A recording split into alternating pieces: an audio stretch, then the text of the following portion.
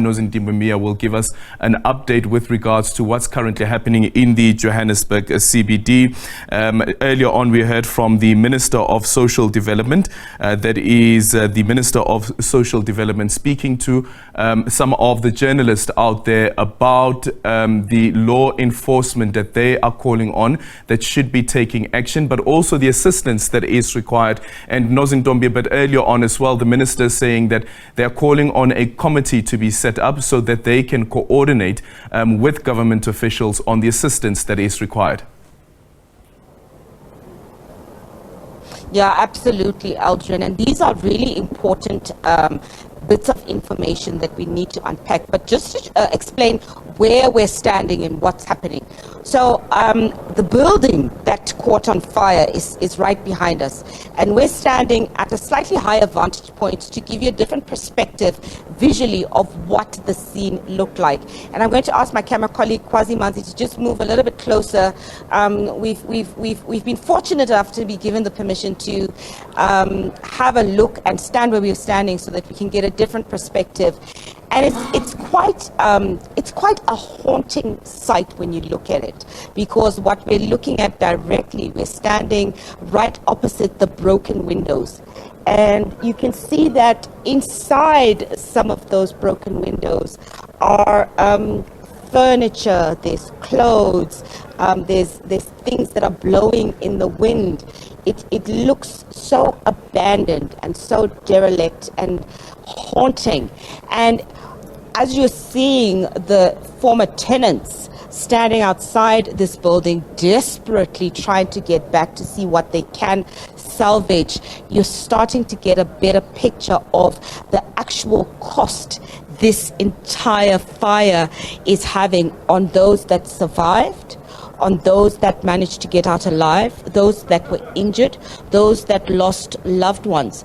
And you're seeing that at the very top, at the very rooftop, those who were on the top floor wouldn't have been able to come out because there is a barrier there. There's like a gate, a fence that's covering that rooftop.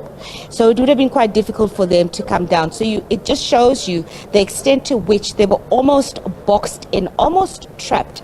And those that were able to come out from the windows, and it's a small little hole or little space that you can see that where the window is, they must have been in such a state of utter desperation that they could jump from the third or the second floor of the building to come all the way down to try and save their lives and save the lives of their loved ones. And what we are hearing, Eldon, what you can see right now is the bird's eye view really of the media that's here, of the authorities and the officials that are here, the police tape that's cordoned off this area, this road of Dalvis, as well as the community members, the tenants themselves waiting at the corner, desperate to try and get some sort of information.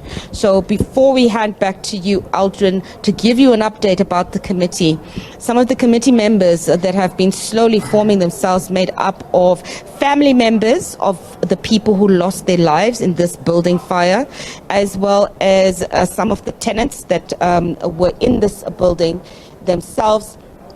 They're saying that they are cautiously optimistic of this committee, and they're hopeful ultimately that by the end of the day they will get some sort of clarity about where their next meal will come from, where they will be able to get access to water, where they'll be able to sleep, how they'll be able to get access to their documentation. The reality is that quite a number of the tenants that were living here were from Zimbabwe and Mozambique, and either had expired documentation or their documentation burnt in the fire. So they need to get the most recent documentation. It is critical for them at this point to be assisted by different spheres of government. And we know that within the next hour, there will be an update from government officials as to the way forward. But for these people standing outside this building, the burnt building here, all they need is assistance. And they're looking at social development, at the different spheres of government, and they're saying, we are on board to form this committee, but we are skeptical. Aldrin. Well, Nozintombi, just earlier on when we started our crossing in the early hours of the morning, we saw the K9 unit going into the building. Do we know whether they were able to retrieve any more bodies or any other valuables? We do know that many of them, Aldrin, left in a hurry, because you'll remember that this fire, when it broke out in the early hours of the morning, had been smoldering on the first floor, and they'd been trying to put out the fire. But once it caught alight, and it really caught alight in earnest, it blew up through all of the different floors. I mean, you can see that it started at the bottom and it's gone all the way up to the fourth floor here, and this one has got 5 floors there.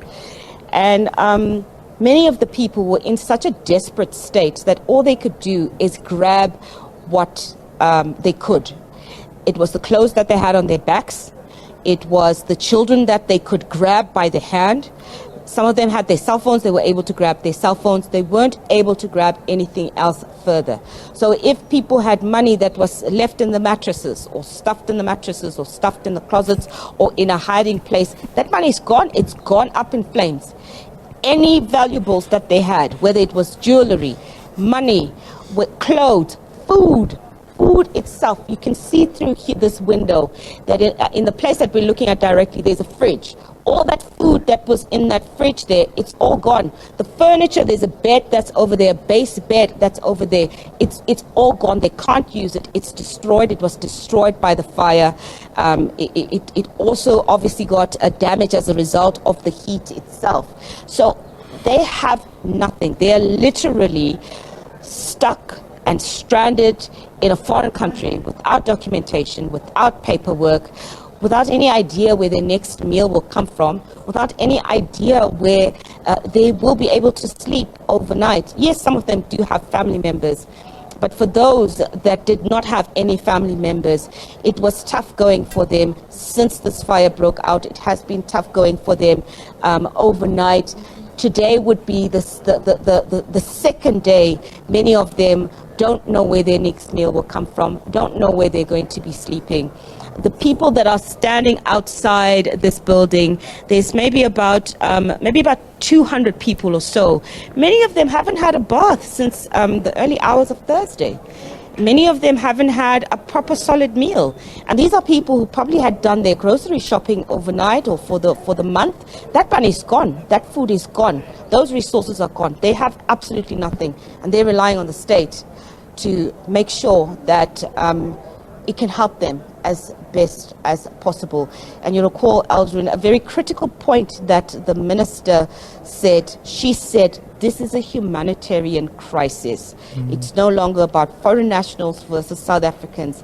It's about human beings, Africans, who find themselves in a state of disaster and need government, the government machinery, as well as NGOs and various stakeholders to come to the party and assist them as best as they can. Aldrin.